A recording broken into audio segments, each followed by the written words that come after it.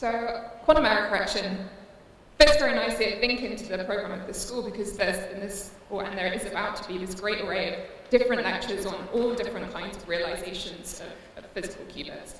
So everyone, I'm sure, is aware, there's been a lot in the news recently about this big push, this big technology push to build a quantum computer, and there are many different candidates for how you actually do that. But the thing which is common throughout all of those different approaches is that you need some form of quantum error correction to be able to suppress the noise in the environment enough to be able to actually do meaningful computation. And I want to just start out by just showing this picture, which I think is actually particularly timely right at the moment. So this is a figure from Google on their perspective on the route to universal quantum computation. So what you're seeing in this picture is, on the bottom axis, the number of qubits, so the number of physical qubits they have in their system.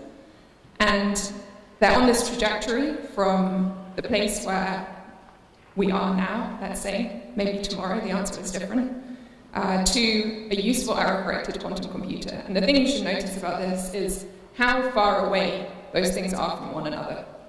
So I think actually, maybe this is already public or it's about to be any day now.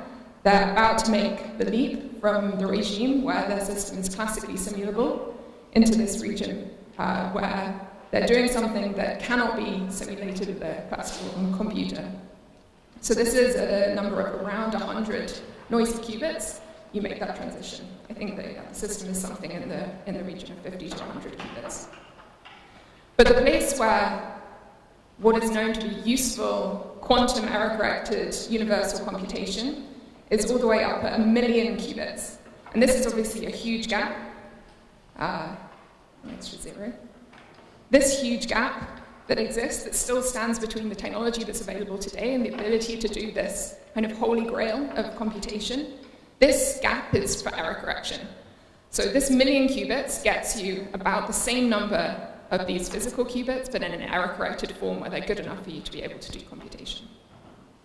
So this is what this series of talks is about, is what sits in this gap. What is this error correction that allows us to make this transition from noisy qubits to good error-corrected qubits? And you should ask the question, and I think everyone in this field should be asking the question all the time, is why is this so difficult? Why is it so hard? Why is this gap so big? And there are a number of reasons for that. And the first one just comes down to the nature of the noise itself, the nature of the noise in quantum systems.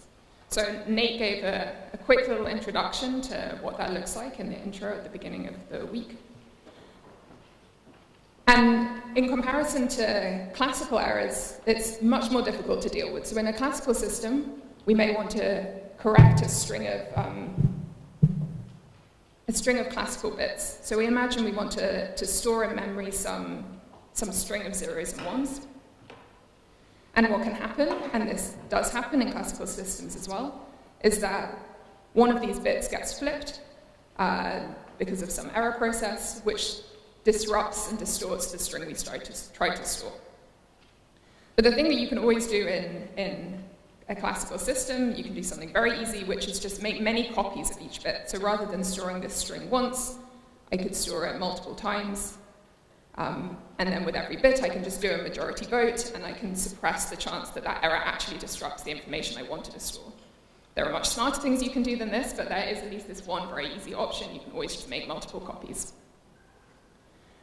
So that's a classical error channel, a classical bit flip.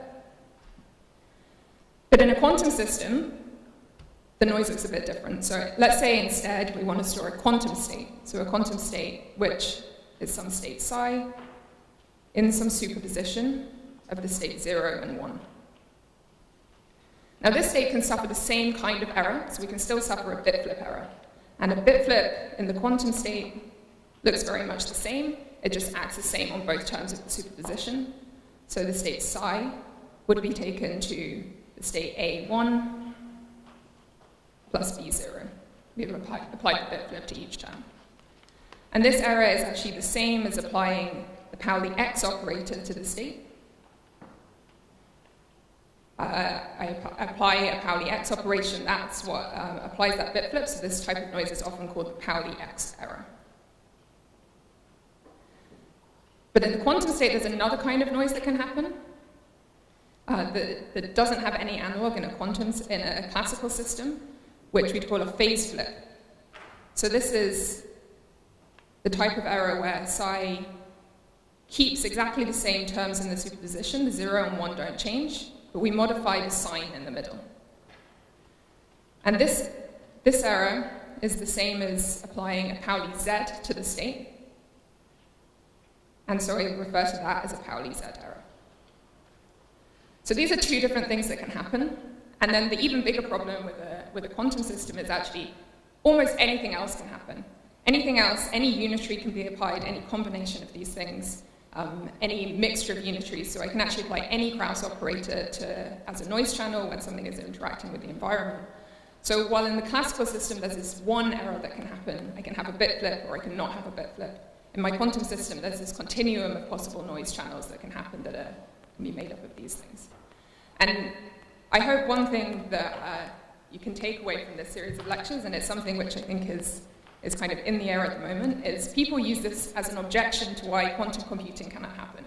So quantum mechanics has this continuum of possibilities, and you will therefore hear people saying things, and this happens to me quite a lot. People will say, you cannot possibly control this continuum of variables that you have in a quantum system, and therefore quantum computing is not possible. And it's actually part of the magic of quantum error correction that it really is possible, that you can essentially digitize this quantum information. This is what quantum error correction with stabilizers is all about. It's about taking this continuum, digitizing it in a quantum sense, and using that to be able to correct these errors that happen, even though the error really can happen in any continuum of ways. So this is one reason that error correction is hard, is the nature of the noise itself. We have to be able to correct for quantum noise, both these phase flip type errors and bit flip type errors. But there's a bunch of other reasons that really try and put obstacles in our way to coming up with a solution to this. So the next one is you can't copy quantum information. I'm sure you all know this very well. Quantum no cloning means that it's really forbidden to be able to copy quantum information. So anything like this, just taking many copies of my quantum state and doing some kind of majority vote is out. The next obstacle is that measurement itself, this process by which we detect and try and read out, is going to mess with the quantum state. So you have to be really careful in how you define any measurements or interactions you're going to make so that you can learn about the errors without messing with the information that you're trying to encode. And the last problem is a practical one, which is that real qubits are really noisy. So quantum error correction, when it's applied in classical systems, is often to noise channels where the errors are very small. So if you're trying to apply error correction on top of the hardware that's inside your computer, which they do, especially as memories get bigger and bigger and the chance of some small error increases. But they're starting out often with error rates that are 10 to the minus 8, 10 to the minus 10. Quantum systems are generally starting out with qubits that have noise that's more like 10 to the minus 2. So 1%, or maybe a bit less than that if you're lucky. So the quantum error correction has to be extra good to be able to tolerate these high rates of errors. Okay, so given that introduction of stating all of these problems, I guess I'm going to try and explain how, in fact, you still can design error correction methods to get around these things and successfully do quantum error correction. And the rest of this series is going to be divided into these three parts. So for the rest of this section, so the next 30 minutes or so, I'm going to talk about an introduction to quantum error correction, so how you can use the ideas of stabilized codes to correct errors, both phase flip and bit flip type errors. Part 2 is going to be about the surface code. So this is maybe the one most popular code in particular that almost every experimental effort is aiming to try and implement some kind of variant of this code. So talking through that in detail and about topological error correction.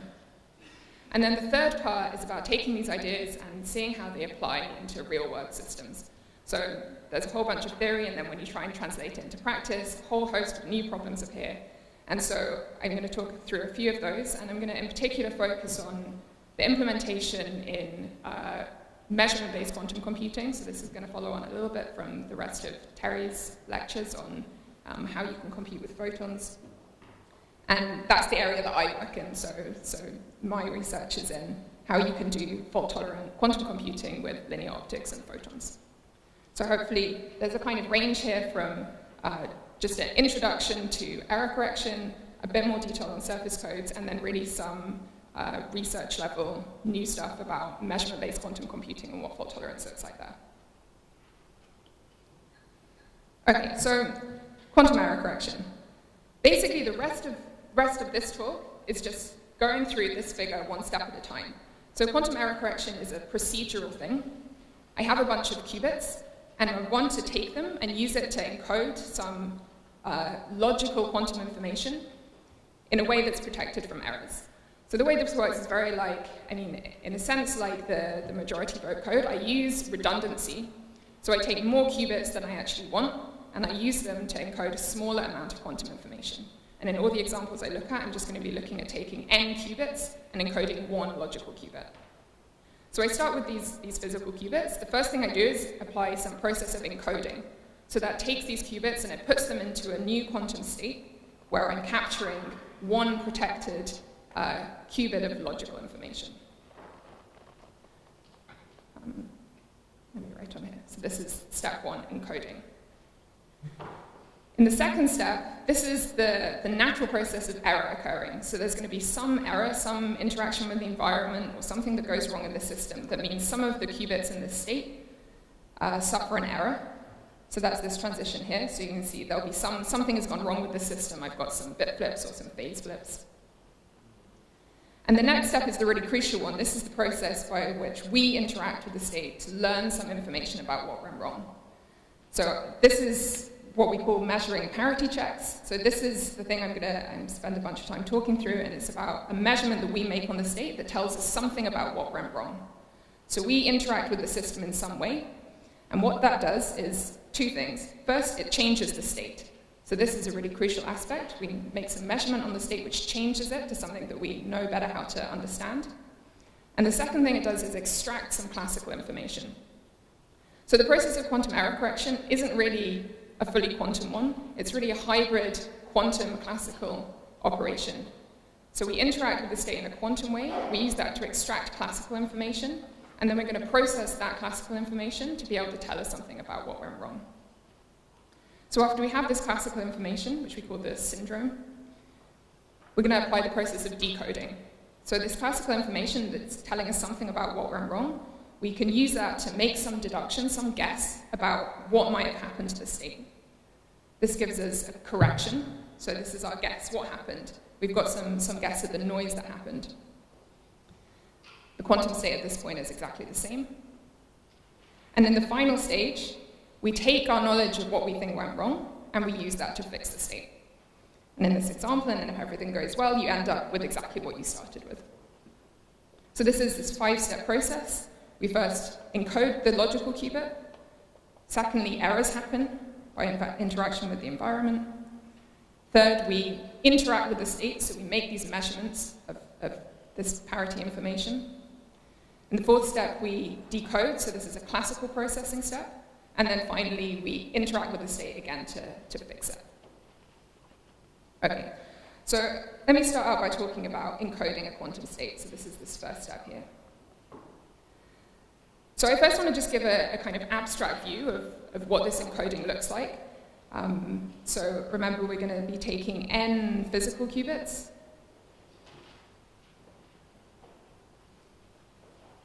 to one logical qubit in this example. So let me just give an abstract picture of what this looks like in the picture of the kind of Hilbert space of the qubits that you have, and then I'll move on to a more specific example where we can see in more detail exactly what is happening. So we have a system of these n qubits, and I'm going to just draw this like a big space, which is the Hilbert space of these n qubits. There are 2 to the n possible state vectors in this space. And the idea of encoding is that we're going to find some small space within that. And this bit is just a 2-dimensional space, so it's big enough to store 1 qubit. This space is special. This is the logical space, where we're going to keep our logical information. So out of all these 2 to the n possible states, there's just a small space, a 2-dimensional space, which is special, and that's where we want to keep our state. So this process that I've just described to you of encoding means we're going to prepare a state that sits in this space. And the structure of this space that we're going to set up is special in such a way that when noise happens, noise is going to move this state somewhere out of this special space. It's going to move it out into somewhere else, anywhere else in this space. And the process of error correction is going to allow us to modify the state in such a way that we can bring it back to exactly where we started. Okay, so how do we define that state? And again, I just want to start by giving an abstract example of what that looks like. And I'm just going to say this definition to start with and then explain what it means. So these codes that I'm talking about, stabilizer error correcting codes, the stabilizers, what that means I'll tell you in a minute, is the thing that defines this space. And the definition of what the code is, what this logical subspace is, where I'm going to put the qubit, is that the logical space is the simultaneous +1 eigenstate of the stabilizer generators. Okay, so what does this mean? Well, we're looking at a big state here, some big quantum state, and you all have spent a lot of time looking at these quantum states. So one thing we could do is try and define the state like this. It's going to be somewhere in this space, so it's some long set of state vectors, and this thing is going to quickly become very, very complicated to write. And the idea of the stabilizer notation, and you'll hear something, I think, about stabilizer states, and here I'm talking about stabilizer codes, is to, instead of using states to describe the thing that we're looking at, is to instead use operators. And the reason to do this is that it's much more convenient. I could write out some long state vector, and it's not going to give me any intuition about the structure of the state. But by using operators, we have a very convenient representation, and one which allows us immediately to see how the thing is going to behave under the errors. Okay, so what do I mean by a stabilizer? The stabilizer is an operator, so it's some kind of Pauli operator. So, for example, I could have some operator which is the tensor product of Pauli x on 3 qubits of the system. Let's call this stabilizer 1. And what this means is that my logical state, psi L, is equal to S1 psi L. So all this is telling you is that the logical state is the +1 eigenstate of this operator. Or in other words, if I take this operator and I apply it to the state, nothing happens. The state remains unchanged. So I'm defining my logical space as the space that is invariant under the application of this particular operator. But this is just one operator, so I can define another one. Let's say I define another one, which is the product of Pauli z on a different 3 qubits of the system. So now I have another rule that psi L, this is going to be S2. So psi L, my logical state, is now defined in the same way for this second stabilizer S2. So psi L is the +1 eigenstate of that operator, and if I apply that second operator to the state, nothing changes. So I can continue with this process and define a whole series of these, all the way up to some number psi, this is psi L, to S, n-1. So I define n-1 of these. And at that point, I've finished my definition of this logical space, and there's this one little piece left. So there's just a couple of things that we can take from this.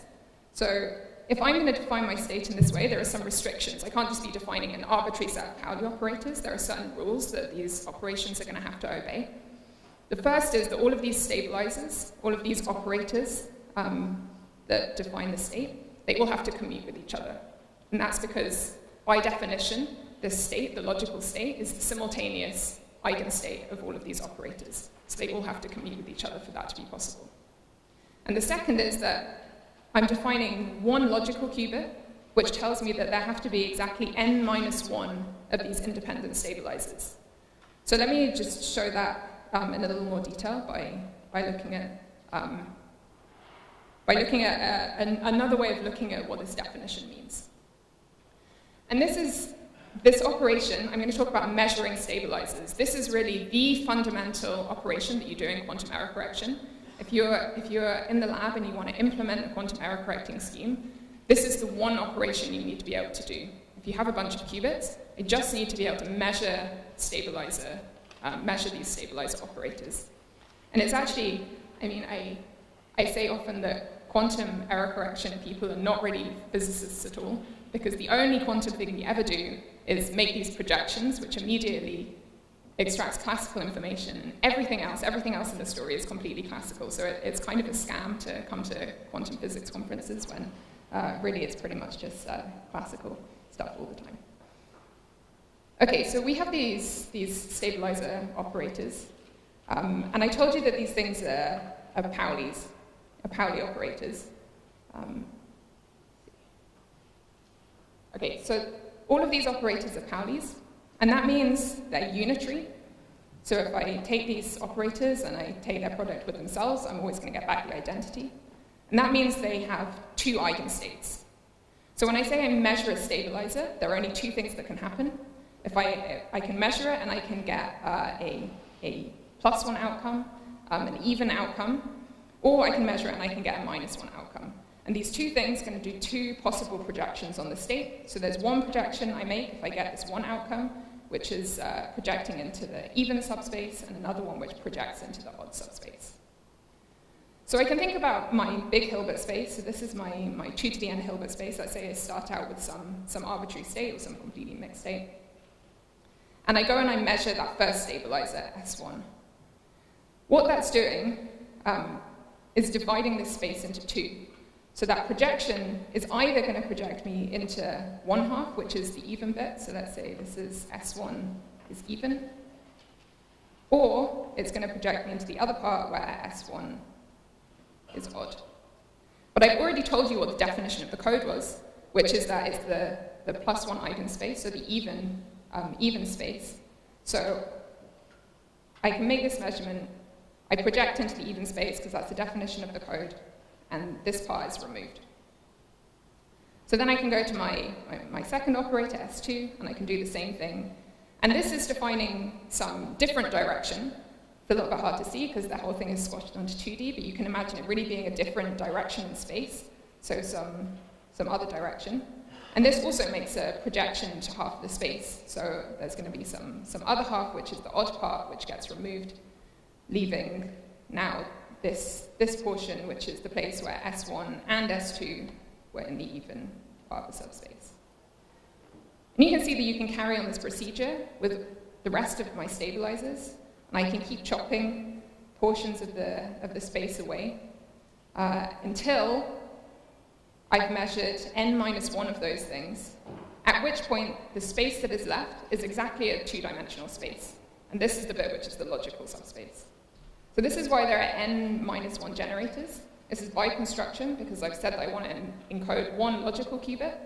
So all the rest of the space is used up by these stabilizer generators, and it leaves behind just this one space where the logical qubit is going to sit. Okay. So now let's move on to an example. This was a kind of abstract picture with no details, but I always find it much easier to see by looking at a detailed construction. So this example is actually a very small version of the surface code, and we're going to talk much more in detail about the structure of that in the next talk. But for now, all you need to know is that there are 13 qubits, and these are the definitions of what the stabilizer operators are. So these two pictures are the same set of qubits, but just showing a different set of stabilizers. So there are two types of stabilizers here, two types of operators. There's one set which are made up entirely of Pauli Z's. So, for example, there's this one here. Let's call this S1. And S1, I've already got it written down, is the tensor product of Z acting on qubit 1, Z acting on qubit 2, and Z acting on qubit 6. Oh, sorry, on qubit 4 and qubit 6. And then there's a whole series of these that are acting on different sets of qubits. You can say they have this geometric representation where they sort of look like tiles. And there's another type of stabilizer, which are the X type of stabilizer. And these things are configured in a similar way, but they're made up all of Pauli X operators also acting on certain combinations of qubits. So for example, this one, we'll call this S7, is defined on qubit 1, qubit 2, qubit 2, and qubit 4. So the definition of the stabilizer here is that S7 is this tensor product of the Pauli X operator acting on qubits 1, 2, and 4. And we can just do a quick check. We can count those stabilizers. There are 6 of this Z type, and there are 6 of this pink type, of the X type. And we had 13 qubits. And so when I go and do my measurements, when I go and measure out all those stabilizers, I do my series of projections, and I do my counting, I can see that I'm going to end up with a logical subspace of the right size, big enough to just put one protected qubit in. You do also have to check that these things commute with each other. Yeah, there's a question. I have a question. How do you determine these stabilizers? Is it arbitrary, or is it determined by the physical system that you use? Why S1 is Z1, 4, and 6, and why not Z times X times Y?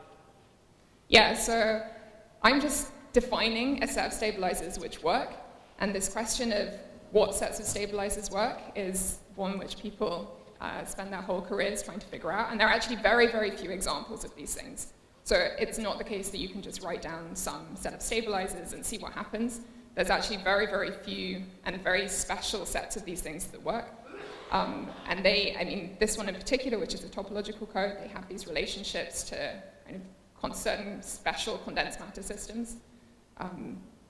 But yeah, that's a fun thing to look for, but it's not easy to find good examples. Yeah.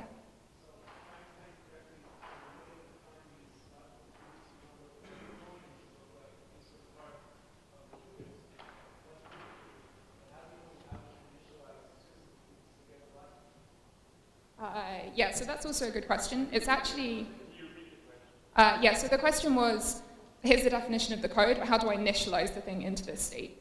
And actually, it's very easy, and I've basically already told you the answer, which is I take a set of qubits in any state, and then I measure all the stabilizers, and now I'm in the code space.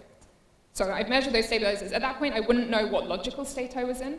For that, I need the logical operators, which I'll show you in a bit, but the initialization really is nothing more than just measuring all of these projections.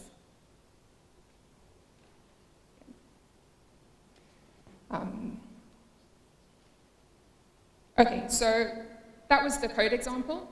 And now we can look and see how this structure, how this particularly special set of stabilizers that we've defined is going to allow us to identify and check for errors and hopefully be able to correct them.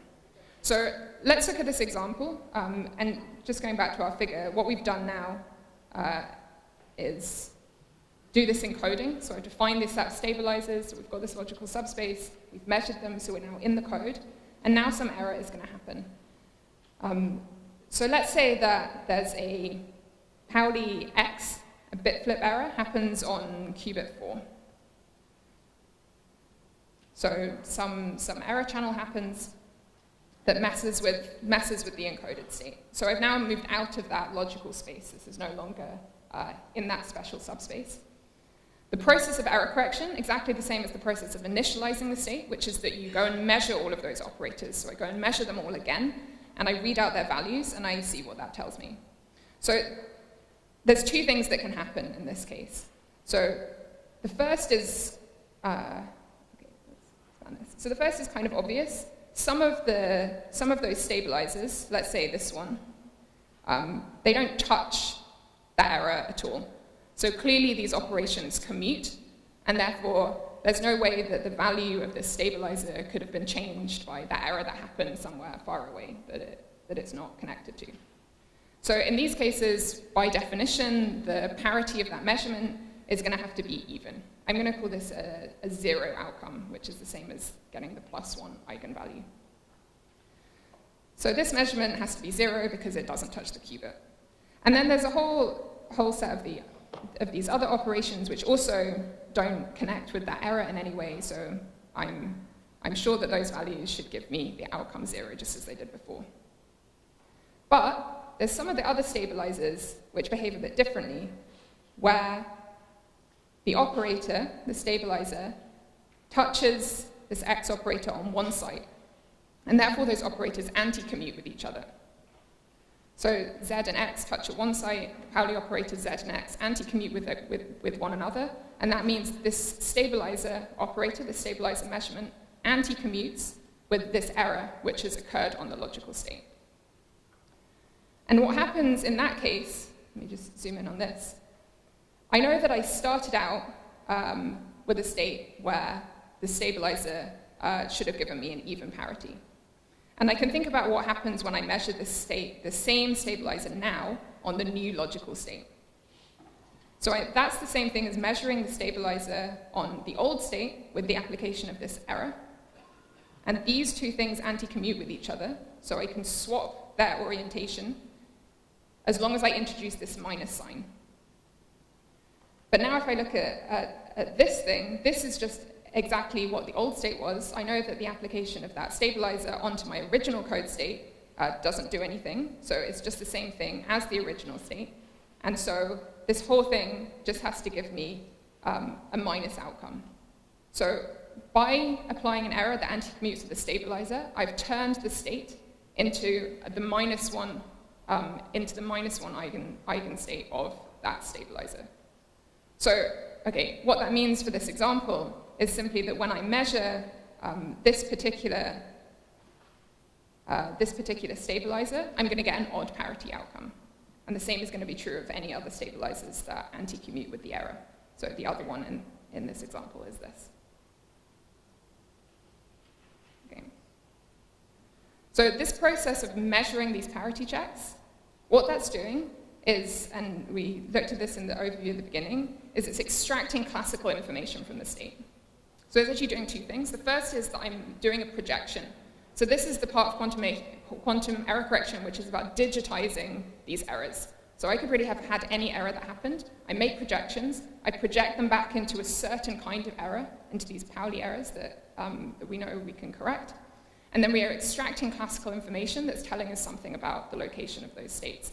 And this collection of classical information that you get by measuring all of these stabilizer operators is called the syndrome. The syndrome is what you get when you measure the stabilizers after an error has occurred. And in this case, I've got these 4 0 outcomes and then these 2 odd outcomes, these 2 1 outcomes. Okay, so this example I showed you was a Pauli X error. And this Pauli X error clearly commutes with all of the X-type stabilizers, so they're never going to show up, and I didn't even put them in this picture. But the thing that we pointed out at the beginning, that we really have these 2 types of errors that can happen, that's the reason that there are these 2 different types of stabilizers. So the X error is going to show up in these Z-type measurements, because that's the ones that anti-commutes with. And the other type of thing that can happen, the Z-type error, is not going to do anything here. So if I have some Z error, it's never going to anti-commute with any of the stabilizers because it's always the same operator. But it is going to show up in the other species, in these X-type stabilizers. So in this example, if I had a Z-type error here, you can probably quickly see what's going to happen, which is that these 4 stabilizers, nothing's going to happen to them. I measure them, I'm going to get an even outcome. But on the 2 that touch this error, the stabilizers anti-commute, and so their value is going to be flipped. So on these ones, I'm going to get a -1 outcome. I'll just denote that by shading them in. Okay. So we at least know now that whatever type of error we get, any single qubit error is going to show up by flipping the values of some of the stabilizers. Yeah?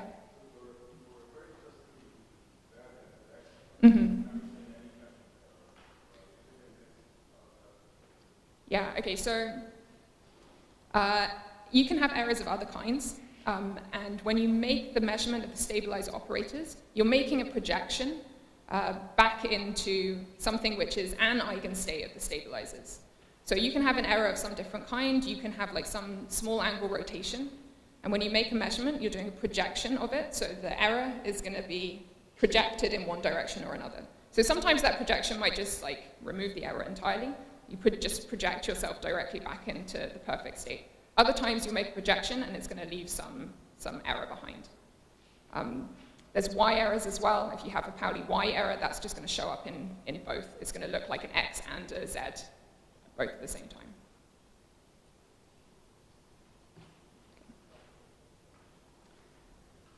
Okay, so we've measured our stabilizers. We've got some outcomes. We've got this syndrome information. The next part of the story, we can go back to this block. This is what we've done. We've extracted this syndrome. And we now need to do the step called decoding, which is taking this classical information, figuring out what we're going to do with it, and actually using that to deduce something about what happened to the state. So I'm going to talk a bit more about decoding in the next lecture. This is a huge field. There's a ton of stuff that goes into it. It's in general a hard classical processing problem to be able to do this job. But in this example, the decoding is fairly straightforward. If we say, let's say there's only one error that's happened, I can look at this syndrome and I can make a pretty good guess that the error that happened was in between these two syndromes that flipped. And you can imagine if I had seen instead that, let's say, these two syndromes had flipped, it probably would be a good guess that the error had happened in between those two sites. Okay. So in this example, we can look at our syndrome, we can make our guess that what happened was an X error on qubit 4, and so this defines what our correction is. We're going to say, our guess is that the error that's happened based on this classical information we've seen is a Pauli X error on qubit 4.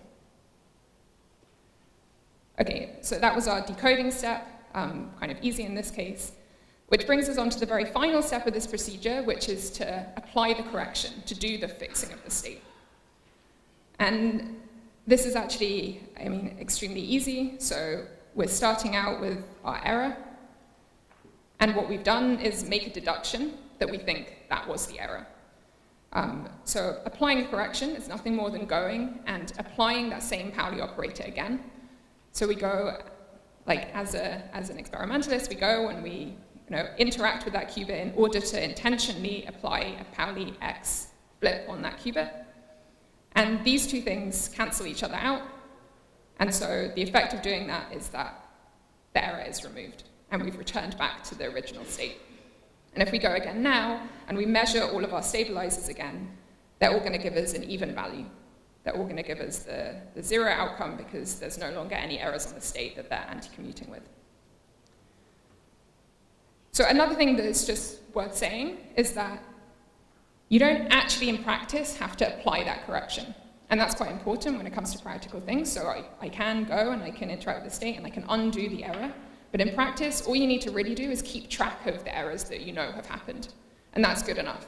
So those errors aren't actually going to change anything that you're doing later on, at least up to a point, which we'll talk about near the end.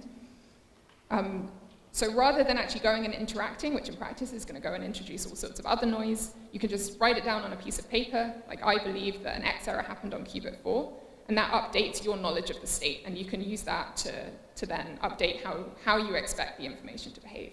So what that would essentially be doing in this case, let's say I know that there's this error on qubit 4. From now on, I should just always expect the stabilizers on these two sites to be giving me an odd outcome. So I'm just updating my state of information that those two sites giving me the one outcome while everything else gives me the answer 0, that's now the correct answer. Okay, so there's just one final thing that there is to say. Yeah, question?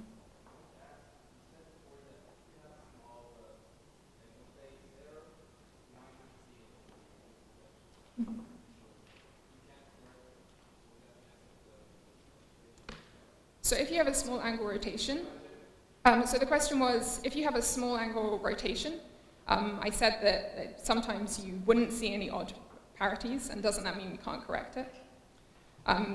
So the answer there is that if you have a small angle rotation and you do a projection, you are projecting it into something which is an eigenstate of the stabilizers. So sometimes, so it's not like you're making the measurement and then the state is exactly the same and it still has that exact same rotation on. Your act of doing the projection is changing the state, and it's projecting that, that small rotation into a new state. So while it is true that sometimes that projection will be into an even subspace, it's almost like the projection itself has corrected the error, in a sense. Yeah.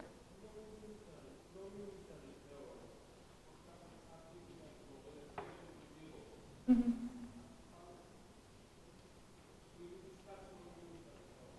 So I'm not going to discuss them explicitly, but they also can be corrected in this way. You can model them in a different way. But so if you're doing a projection, and you've let's say leaked out of the subspace, okay, you're not necessarily going to correct that with just this, but there are tricks that you can use moving around qubits that change that kind of error into something that you can detect. I actually am going to talk about that in the last lecture. In the framework of measurement-based quantum computing, that kind of comes out naturally. Yeah, so again, not in this one, but that's coming in the third one. So yeah, errors in the measurements are problematic because it means you can't trust your stabilizer measurements. And so that means you have to kind of change the way that you're treating the state to be able to get them, but it's basically you just have to keep measuring the stabilizers more, and I'll show what that looks like. Okay, so let me see if I can just quickly tell you where the logical qubit is, because I've kind of told you everything but the most important thing, which is where actually is this logical information we were trying to protect all along. And I'm actually just going to tell you what it is you need to find to be able to find what these logical operators are. So we've defined this whole bunch of stabilizers that have defined what this state is, that have allowed us to say that somewhere in here there's this logical state, psi L. And this thing is going to allow me to encode some arbitrary state. So let's say that that's some superposition of a logical 0 state and a logical 1 state. And what I need is some way of accessing this information to manipulate it, and that is through these logical operators. So what the logical operators are a sum operator, and I'm going to call one, for example, XL, so the logical Pauli X operator, that acts on this encoded state in a way that implements the logical Pauli X. So in this case, it would be taking this state to 1 logical plus B 0 logical. So applying a Pauli flip on these states. And the other thing we need is a Z logical operator that acts on the state as a logical Z. So taking the state to alpha 0 logical minus B1 logical. So there are two things that we have to be able to satisfy to find these logical operators. So the first is that they're going to have to commute with all of the stabilizers.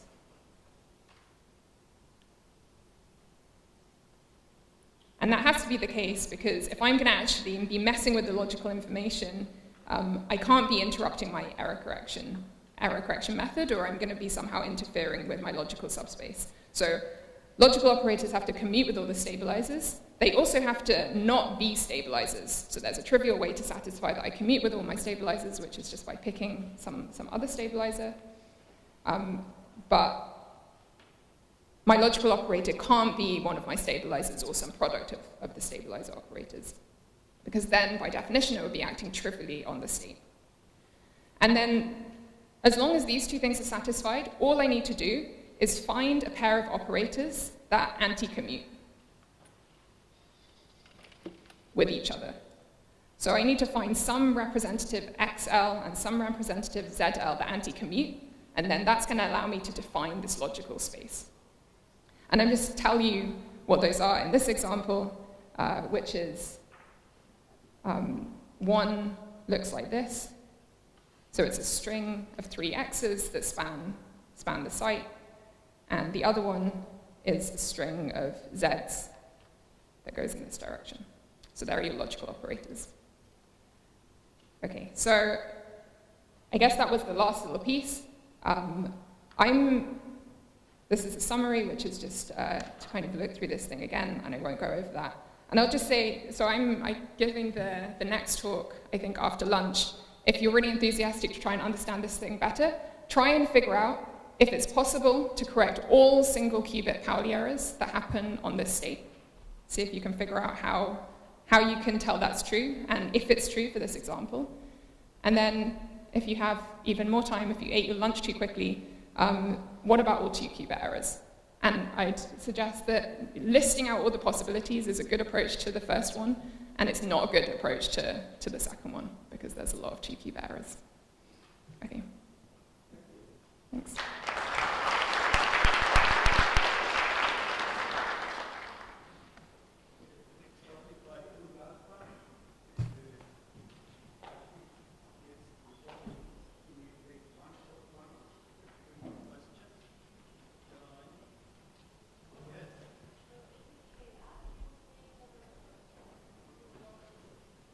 Sorry, I couldn't hear.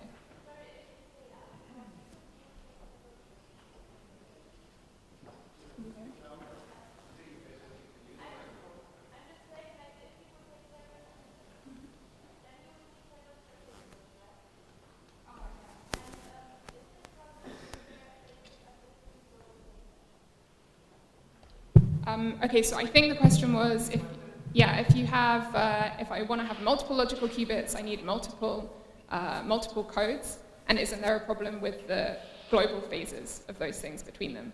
So the answer is no, there isn't a problem with that. I do need multiple codes, but again, when I'm defining these multiple qubits and the interactions, all I need to get is the right behavior of these logical operators that I define, and those things you can define in a way. It really doesn't matter what the global phase is. I can get the right statistics.